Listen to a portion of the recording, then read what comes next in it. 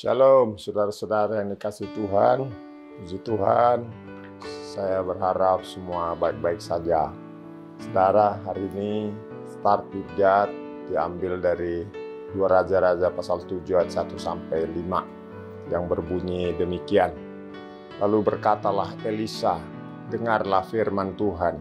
Beginilah firman Tuhan, besok kira-kira waktu ini sesukat tepung yang terbaik akan berharga sesikal, dan 2 sukat jelai akan berharga sesikal di pintu gerbang Samaria. Tetapi perwira yang menjadi ajudan raja menjawab abdi Allah, katanya, sekalipun Tuhan membuat tingkap-tingkap langit, masakan hal itu mungkin terjadi? Jawab abdi Allah, sesungguhnya engkau akan melihat dengan matamu sendiri, tetapi tidak akan makan apa-apa daripadanya. 4 orang yang sakit kusta ada di depan pintu gerbang.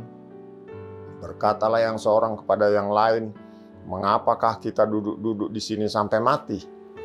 Jika kita berkata, baiklah kita masuk ke kota, padahal dalam kota ada kelaparan, kita akan mati di sana. Dan jika kita tinggal di sini, kita akan mati juga. Jadi sekarang, marilah kita menyeberang ke perkemahan tentara Aram. Jika mereka membiarkan kita hidup, kita akan hidup. Dan jika mereka mematikan kita, kita akan mati. Lalu pada waktu senja, bangkitlah mereka masuk ke tempat perkemahan orang Aram. Tetapi ketika mereka sampai ke pinggir tempat perkemahan orang Aram itu, tampaklah tidak ada orang di sana. Demikian pembacaan firman Tuhan, saudaraku yang dikasihi oleh Tuhan. Saudara yang dikasihi oleh Tuhan, pada saat itu, dalam 2 Raja-Raja pasal yang ke-7 ini, Israel sedang dikepung oleh tentara Aram. Semua akses masuk ditutup.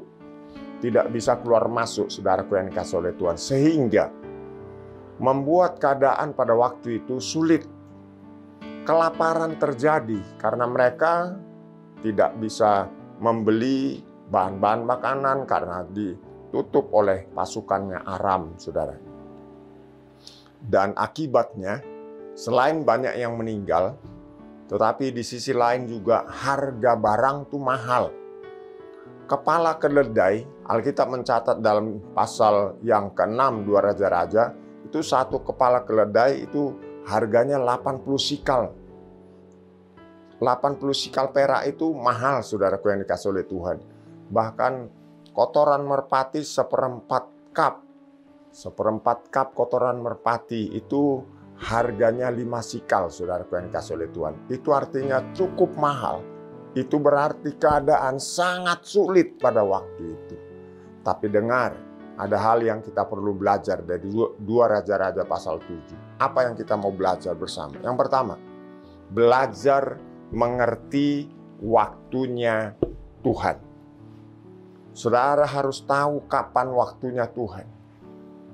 Pada saat itu, dalam situasi itu, Elisa menyampaikan bahwa ini adalah waktunya Tuhan. Besok harga bahan makanan menjadi murah, tadi dijelaskan dalam 2 Raja-Raja 7 ayat 1 sampai yang ke-5. Tetapi saudaraku yang kasih oleh Tuhan, sayang sekali. Di situ pada waktu itu ada ajudan raja yang menyertai raja.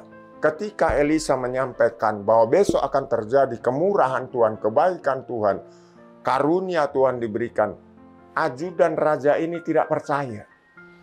Dia tidak percaya bahwa walaupun Tuhan bisa membuat segala-galanya, tapi mana mungkin besok terjadi hal yang seperti dikatakan oleh Elisa. Salah dia, saudaraku yang dikasihi oleh Tuhan. Itu adalah waktu perkenanan Tuhan. Saudara, dalam 2 Korintus 6 ayat 1 sampai ayat yang ke-3 dikatakan demikian. Sebagai teman-teman sekerja, kami menasihatkan kamu supaya kamu jangan membuat menjadi sia-sia karunia Allah yang telah kamu terima. Sebab Allah berfirman, pada waktu aku berkenan, aku akan mendengarkan engkau. Dan pada hari aku menyelamatkan, aku akan menolong engkau. Perhatikan ayat ini, sesungguhnya waktu ini adalah waktu perkenanan itu. Sesungguhnya hari ini adalah hari penyelamatan itu. Dalam hal apapun kami tidak memberi sebab orang tersandung, supaya pelayanan kami jangan sampai dicela. Perhatikan 2 Korintus 6 ayat 1 sampai ayat yang ketiga. Saudara perhatikan khususnya di ayat 2. Firman Tuhan itu berkata, waktu ini adalah waktu perkenanan itu. Saudara mengertilah bahwa waktu ini adalah perkenanan. Kalau waktu ini perkenanan Tuhan, apa yang dijanjikan Tuhan, apa yang engkau doakan, saya percaya akan diberikan oleh Tuhan. Karena waktu ini waktu perkenanan itu. Masalahnya sekarang, bagaimana kita mengerti bahwa waktu ini adalah waktunya Tuhan. Saudara bisa mengerti waktu ini adalah waktunya Tuhan, waktu ini adalah waktu perkenanan Tuhan. Yang pertama, kalau saudara intim dengan Tuhan. Yang kedua, Anda harus membaca firman Tuhan. Yang ketiga, Anda harus dengar-dengaran dengan firman Tuhan. Saudara yang dikasih oleh Tuhan, apa yang terjadi? Mujizat keesokan harinya terjadi. Itu bahan makanan melimpah. Mereka mengalami jarahan yang begitu banyak, saudara yang dikasih oleh Tuhan. Yang berikutnya kita melihat dalam 2 Raja-Raja pasal yang ke-7, ayat 1 sampai ayat yang ke-5, di sana ada 4 orang kusta. Orang kusta dalam Alkitab dikatakan mereka tidak bisa kumpul bersama-sama dengan orang lain, orang yang sehat. Mereka terisolasi, mereka tersisih, saudara yang dikasih oleh Tuhan. Tapi walaupun mereka seperti itu, tersisih, terisolasi, tidak boleh kumpul dengan komunitas yang lain, saudara yang dikasih oleh Tuhan, tapi mereka memiliki kelebihan. Apa yang mereka kelebihan? Saudara perhatikan di situ yang dimiliki keempat orang kusta ini, mereka punya tekad yang kuat. Saya dorong supaya saudara, jemaat yang dikasih oleh Tuhan, miliki tekad yang kuat dalam hidup ini. Tekad seperti apa yang dimiliki 4 orang kusta ini? 4 orang kusta ini, saudara yang dikasih oleh Tuhan, secara manusia sangat menyedihkan.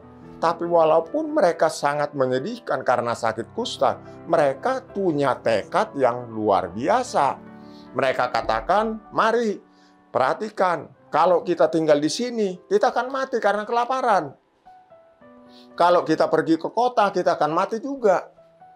Jadi mereka putuskan, ayo pergi ke perkemahan orang Aram. Kalau kita dimatikan di sana, ya mati. Kalau mereka beri kasih kesempatan hidup, ya hidup. Dan mereka akhirnya pergi. Saudara, singkat ceritanya, di dalam ayat itu, 2 Raja-Raja pasal yang ke-7, pada akhirnya mereka menemukan jarahan yang banyak.